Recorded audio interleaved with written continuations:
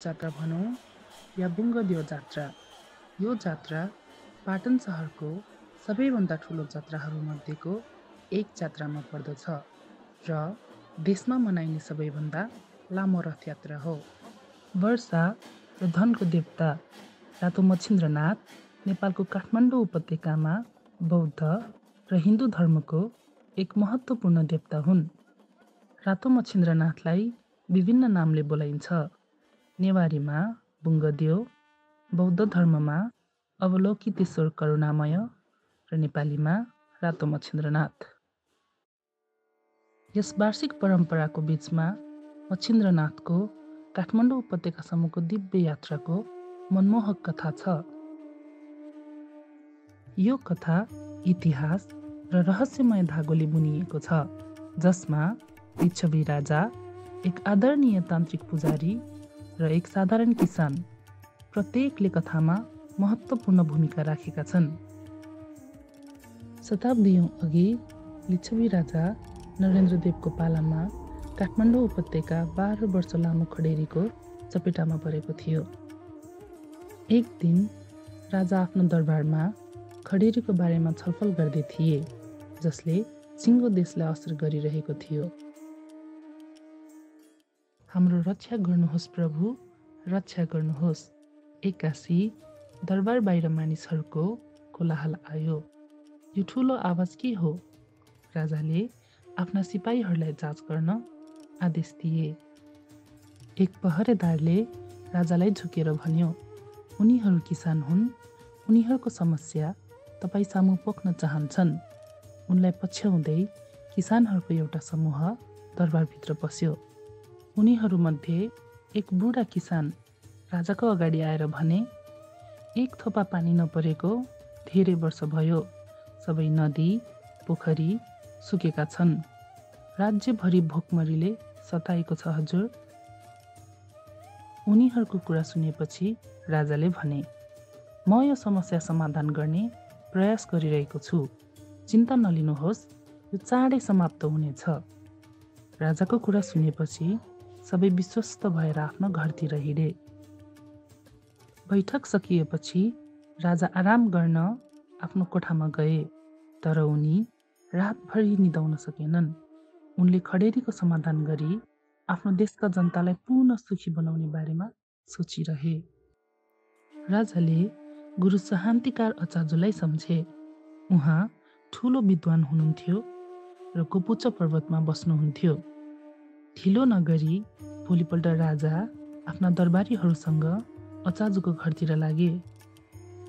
राजाले गुरुलाई खडेरीको र उनको राज्यभर पानीको अभावको बारेमा बताए। उनले गुरुलाई सोधे कि उनलाई यो समस्याबाट मुक्त हुन के गर्नुपर्छ। राजा यो समस्याबाट मुक्त हुन जे पनि गर्न तयार थिए। गुरुले राजालाई जवाफ दिनुभयो, राजा हजुर, बाबा गोरखनाथको कारणले गर्दा यो विपत्ति आएको हो। जब उनी यात्रा गर्दै थिए, कसैले उनलाई भिक्षा दिएनन्। क्रोधित बाबा गोरखनाथ मृगस्थली गएर नागहरूको आसन बनाई साधना गर्न थाल्नुभयो। सर्पहरू हिँड्न र काम गर्न असमर्थ भएको कारण उपत्यकामा पानी पर्न गाह्रो थियो। यसरी नै यो सबै सुरु भएको हो। हामीले ती सर्पहरू मुक्त गर्न आवश्यक छ। यस समस्या कसरी पार गर्ने गुरु? राजाले सोध्नुभयो। गुरुले भन्नुभयो, यदि हामीले मच्छिन्द्रनाथलाई यहाँ ल्याउन सक्यौँ भने मात्र हामी यो विपत्तिलाई पार गर्न सक्छौँ, किनभने उहाँ बाबा गोरखनाथका पनि गुरु हुनुहुन्छ। अहिले मच्छिन्द्रनाथ दानव राजा शशीको 108औं सन्तानको रूपमा पुनर्जन्म लिएका छन् र कामाख्याको कामरूपमा माछाका राजाको रूपमा बसेका छन्। यो काम भने जस्तो सजिलो छैन। तपाईहरूले बन्धुदत्त आचार्यको सहयोग लिनुपर्छ भन्ने मलाई लाग्छ, किनकि ऊ तन्त्र जादुमा धेरै राम्रो छ भनेर गुरुले भन्नुभयो। भोलिपल्ट बिहान राजाले बन्धुदत्त आचार्यलाई आफ्नो दरबारमा बोलाए र मद्दत मागे। आचार्यले राजालाई भने कि भगवान मच्छिन्द्रनाथलाई ल्याउन हामी धेरै टाढाको कामरूप कामाख्या पुग्नुपर्छ, जसका लागि राजाले पनि साथ दिनुपर्छ भने र उनले बाटो पनि धेरै जोखिमपूर्ण रहेको चेतावनी पनि दिए। राजा नरेन्द्रदेव यस प्रकोपबाट उम्कन र आफ्नो जनतालाई मद्दत गर्न चाहन्थे। त्यसैले उनले सामेल हुने निर्णय गरे। उनी तान्त्रिक बन्धु दत्त र च्यापु ललितलाई लिएर आशीर्वाद लिन गुरु शान्तिकार कहाँ गए। उनीहरूको यात्रामा पहाड, जङ्गल र नदीहरू पार गर्नुपर्ने थियो। तान्त्रिक बन्धु दत्तले यात्रा गर्दा कुनै पनि प्रकारको समस्यासँग लड्नका लागि देवी देवताको आराधना गरिरहे। यात्राको क्रममा बाटोमा उनीहरूको भेट कर्कोटक नागसँग भयो। उनीहरूले कर्कोटक नागलाई आफ्नो समस्या सुनाए र उनीहरूसँग जोडिन अनुरोध गरे। कर्कोटक नागले उनीहरूको कुरामा सहमति जनाएपछि चारैजनाले आफ्नो यात्रा जारी राखे। यात्रा गर्दा गर्दै उनीहरू ठुलो खोलामा पुगे, तर खोलामा पुल थिएन। कर्कोटकले उनीहरूलाई नदी पार गर्न आफ्नो जिउ नदीमा राखे र उनीहरूले यसलाई नदी पार गर्ने पुलको रूपमा प्रयोग गरे। निकै नै लामो र कठिन यात्रापछि उनीहरू अन्ततः कामरूप कामाख्या पुगे। तान्त्रिकलाई मच्छिन्द्रनाथलाई आफूसँगै लैजान निकै गाह्रो हुन्छ भन्ने थाहा थियो। त्यसैले तान्त्रिकले एउटा उपाय सोचे। उनले कर्कोटक नागलाई दानव राजाको नाकको पालबाट हुँदै पेटभित्र गएर बस्न अनुरोध गरे। तान्त्रिकको कुरा मानेर कर्कोटक राजाको पेटमा गएर बसेपछि राजा धेरै बिरामी हुन्छन्। त्यसपछि तान्त्रिक राजा कहाँ गएर भन्छन्, म आफ्नो तन्त्र प्रयोग गरेर तपाईँको पीडा निको पार्न सक्छु। राजा यो कुरा सुनेर तान्त्रिकको कुरा मान्छन् र तान्त्रिकले कर्कोटकलाई राक्षस राजाको पेटबाट जाने आदेश दिँदै राजाको पीडा हटाउँछ। राजाको पीडा हटिसकेपछि राजा धेरै खुसी हुँदै तान्त्रिकलाई जे चाहिन्छ सो माग भन्नुभयो। यो सुनेर तान्त्रिकले आफ्नो साम्राज्यको खडेरी समाधान गर्न राक्षस राजासँग उनको कान्छो छोरा मच्छिन्द्रनाथलाई लिएर जान अनुमति माग्दछन्। तान्त्रिकको कुरा सुनेर राजा निकै रिसाउँदै भन्छन् कि यो कुरा कदापि सम्भव छैन। तान्त्रिक निराश हुँदै अरू केही उपाय सोच्दै ललित च्यापु र राजा नरेन्द्रदेवको पास फर्किन्छन्। आफ्नो प्यारो छोरा कसैले नलगोस् या आफू खुसी नजाओस् भनेर मच्छिन्द्रनाथकी आमा मत्स्यकन्या आफ्नो आँखा अगाडि राख्थिन् र राति सुत्ने बेलामा पनि मत्स्यकन्या आफ्नो कपाल फिजाएर ढोका अगाडि सुत्छिन् ताकि मच्छिन्द्रनाथ राति सबै सुतेको बेलामा नागेर जान नसकोस्। मच्छिन्द्रनाथ आफूलाई बोलाइएको ठाउँमा गएर उनीहरूलाई मद्दत गर्न चाहन्थे। धेरै प्रयास गर्दा पनि उनी ढोकाबाट बाहिर आउन सकेनन्, किनभने उनको आमा सधैँ ढोकामा बसिरहेकी हुन्थिन्।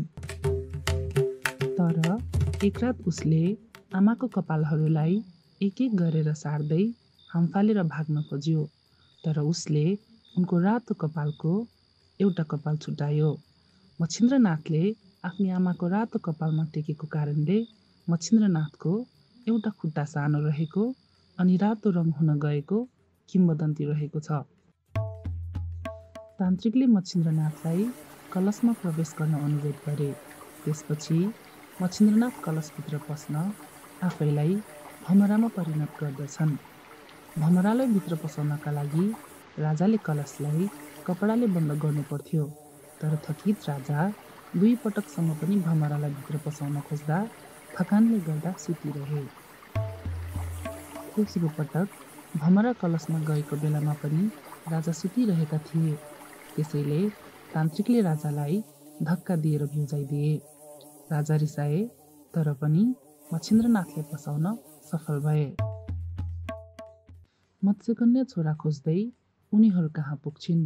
आफ्नो छोरालाई पक्रेको र नेपाल लैजान लागेको कुरा उनलाई थाहा थियो, तर तान्त्रिकको शक्तिशाली मन्त्रका कारण उनले आफ्नो छोरालाई केही गर्न सकेनन्। हे परदेशी, तिमी कता जाँदैछौ?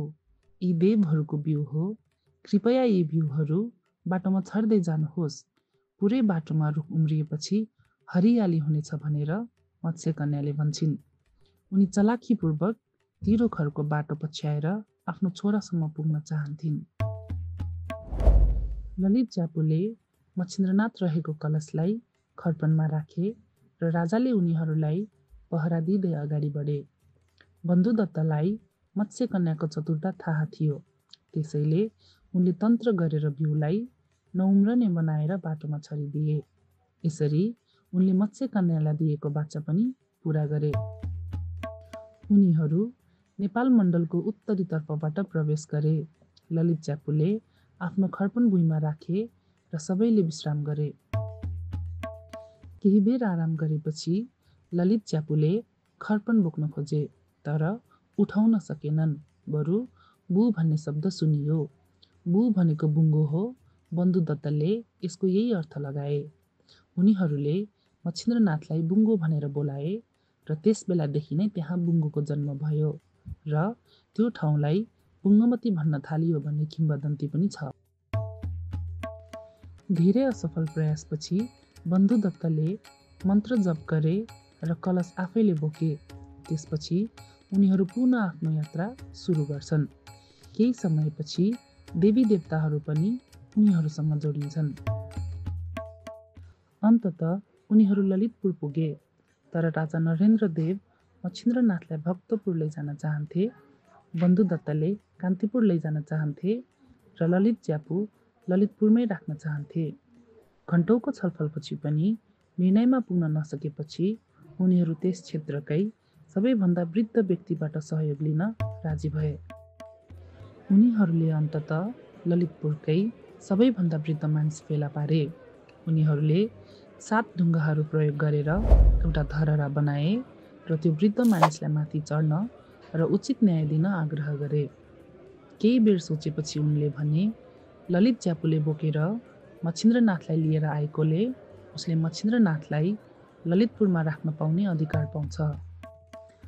अन्ततः उनीहरू बुढो मान्छेको निर्णयमा सहमत भए। त्यसपछि हिम्पिडो पहाडबाट माटो ल्याएर मच्छिन्द्रनाथको मूर्ति बनाइयो।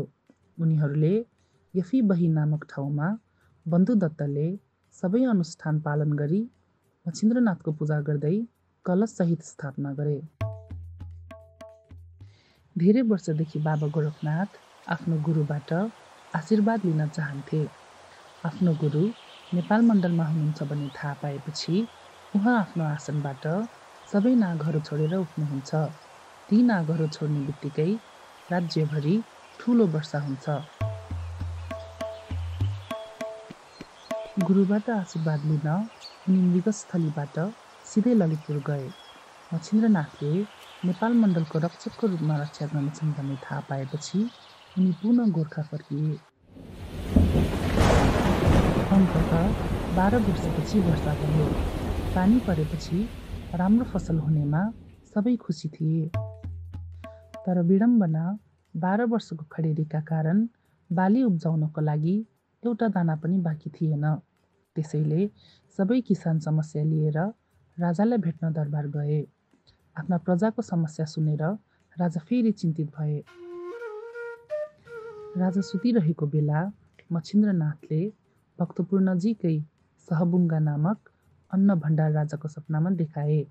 उनले त्यहाँबाट धान र अन्य बालीको बिउ ल्याउन भने।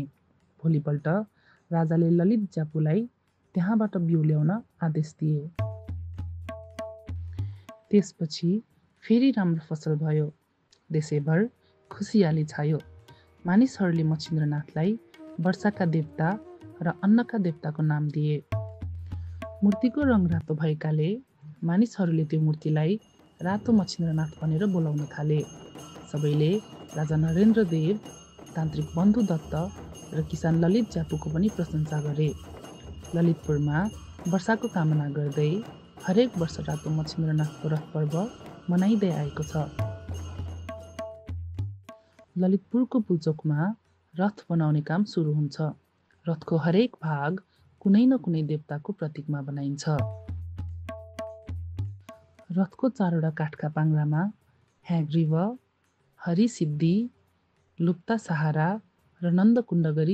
4 भैरवहरू विराजमान हुन्छन्। त्यसै गरी लामो बिङले कर्कोटक नागलाई प्रतिनिधित्व गर्दछ। डोरीहरूले अन्य नाग देवताहरू जस्तै वासुकी नाग र शेष नागलाई प्रतिनिधित्व गर्दछ। हरेक वर्ष रथ पुल्चोकबाट सुरु भई गाबहाल, मङ्गलबजार, हखा, सुन्धारा, लगनखेल हुँदै अन्तमा जावलाखेलमा पुगेर खुला मैदानमा समापन हुन्छ। 12 वर्षको खडेरीको सम्झनामा प्रत्येक 12 वर्षमा एकपटक बुङ्गमतीमा रथ निर्माण गरिन्छ। रथ बुङ्गमतीबाट भैँसीपाटी, नक्खु, भानीमण्डल, झम्सीखेल हुँदै पुल्चोकसम्म तानेर लगिन्छ। त्यसपछि सुन्धारा, लगनखेल र जावलाखेल हुँदै रथलाई पुनः बुङ्गमतीमा फर्काइन्छ। रातो मच्छिन्द्रनाथको परम्परा र पर्व आज पनि शताब्दीऔँ अघि जस्तै आस्था, भक्ति र उत्साहका साथ मनाइन्छ। यो चाड हिन्दू र बौद्ध परम्पराहरूबीच एकता र साझा भक्तिको प्रतीक हो। रातो मच्छिन्द्रनाथको महत्त्व वर्षा गर्ने देवताका रूपमा मात्र नभई अझै अरू धेरै छ। उहाँले नेपाली समाजलाई सांस्कृतिक र आध्यात्मिकताको गहिरो प्रभावलाई दर्शाउँछ।